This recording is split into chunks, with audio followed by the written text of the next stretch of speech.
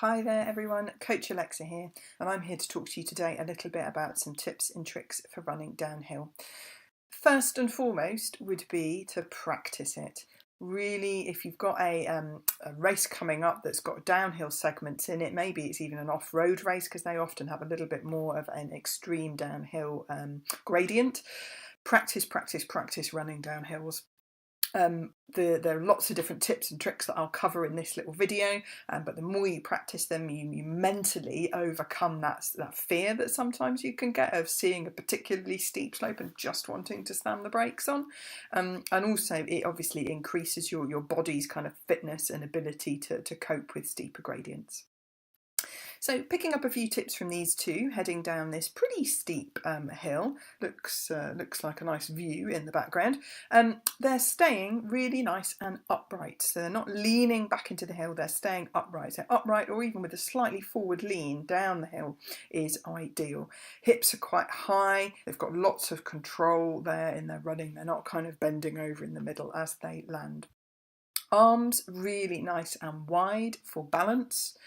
Looking forward, so that they're looking downhill because they're running downhill, but they're not looking straight down at their feet. They're looking ahead on the terrain that they're coming to.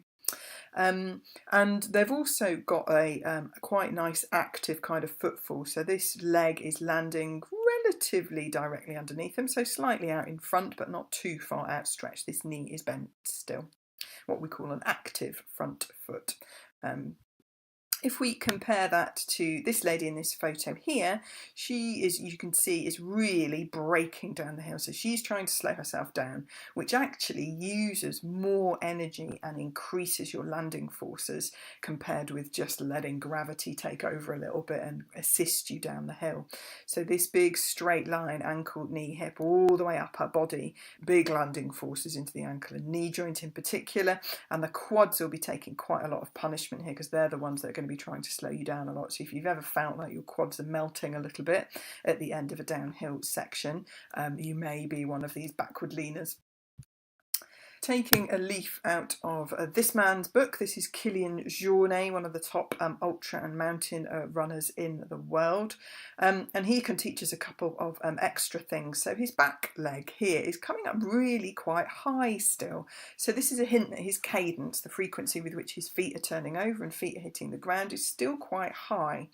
So you're trying to land lightly, so this is a nice active front leg again, leg bent, knee, foot reaching for the ground. That active front foot is actually going to hit the ground and come quite up off the ground again quite quickly. So a similar leg turnover and a similar landing speed and takeoff speed to what you'd have with normal running. So it's not what you might sometimes feel or hear with other runners around you where you get that quite slow thudding of footfalls. You're still able to be quite light on your feet, keeping that leg turnover really nice and high.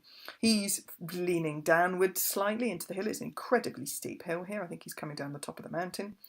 And he's demonstrating some really nice big wide arms for balance. So the aim being that your torso from your hips up to the top of your head is really nice and still. Arms and legs are going crazy trying to keep you going down the hill. Final little one is to look at how people are good at running in a mountain race environment.